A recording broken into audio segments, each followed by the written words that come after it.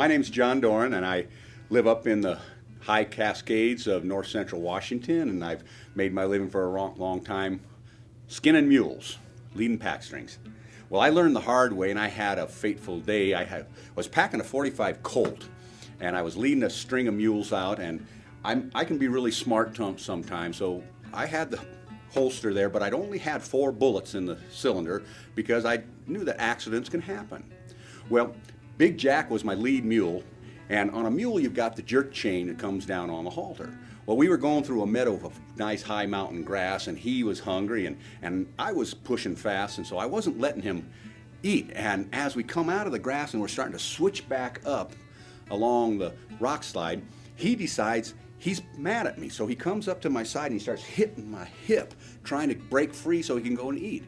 Well, I didn't know that this buckaroo holster I was wearing with just a leather strap over the hammer was elastic.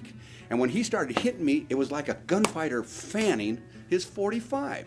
And on the 3rd time he did it, there was this loud sound, and I thought lightning struck my leg. Well, the gun had gone off, and the bullet went through the back of my leg, through my calcaneus, up into my toes, and I thought I was going to die. There was blood spraying all over the white sand on there. I spurred him up to the top of the hill, jumped off, got down, lay down, and I thought I was going to die. My name's Rodney Nelson. I like to say I'm from Sims, North Dakota. It's a ghost town in North Dakota near Elmont, which actually has 80 people, so that's my mailing address. I have a little ranch there, and right near my yard, I have a little hill that's fenced in, and down at the bottom of the hill is a beautiful grove of trees I'd planted with a nice fence on it. And I keep about 20 heifers up there in the spring when I'm calving, and so it's easy to feed those heifers. It takes 1 bale of hay to feed those, a round bale. I have a 77 Chevy flatbed pickup. I would just set the bale on there and set it so that it unrolls like a roll of toilet paper coming off that hill. If you put it on right, it'll do that. So the standard procedure is to stop at the gate, get out, cut all the twines on that bale, and then drive up that hill. And when I get to the top, I'd back it up and hit the brakes, and that bale would roll off. So I did that, or started to. I went up halfway up that hill, and I thought, oh goodness, I forgot to cut the doggone twines. And I hated that, because if the bale fell off, it'd roll down the hill and just wipe out my fence and wreck it. So I hated that to happen. I kept watching, I thought maybe I'll make the top, and just about got there to the top, and the bale rolled off, and there it goes. So I stomped on the parking brake and ran after that bale as fast as I could go. And I just about caught up to it. It was gaining speed, and I was trying to get in front of it, and finally that bale just kind of hit me and just knocked me over to the side a little bit. And then I heard this horrible whirring sound. It was my 77 Chevy coming off that hill backwards. And the flatbed hit me just right and knocked me down, knocked me flat. And my right leg was broken about 10 years ago, and I really kind of worried about it. But there I was down the ground. That pickup ran right over my broken leg. It must have been pretty flat, and then there's only an instant, just that millisecond till the front end gets there, but I'm thinking, boy, that's really going to hurt. But the both of them, they ran right over the top of me and down the hill, wiped out my fence, the bale and the pickup and the whole doggone works. And I'm laying there, I can't believe I'm not really, really seriously hurt. I think I've got to be. I've got to wreck this leg, but actually I wasn't really hurt bad at all, but I laid there for a long time. Here came my son around the corner on a saddle horse, and he was riding around doing something. He came up to me, Dad, he said, where's your horse? He just assumed I'd been bucked off. I got myself back in the saddle, headed down the switchbacks, leading the string of mules, and about halfway down, Jack threw his pack, which means I've got to get off my horse, find a big rock to get my knee on, because I can't stand it, and bring it and re-rig this mule to go all the way out and get out. Well, anyway, I'm Clarence Wager, and I think probably one of the worst moments was when I had a colt. I had a mare for many, many years, and I had a colt out of her just for the experience of having the colt. And we were trying to train this little horse, and by the time he was 2, he was good enough to ride, but he never seemed to be able to learn anything very effectively. And you could do a lesson one day, and the next day it was like you hadn't done anything. And so I was riding out one day with a friend of mine on their ranch, and the lady and I were riding together, and we stopped to talk to her husband, who was doing some fence work on the place. and I did what I never do.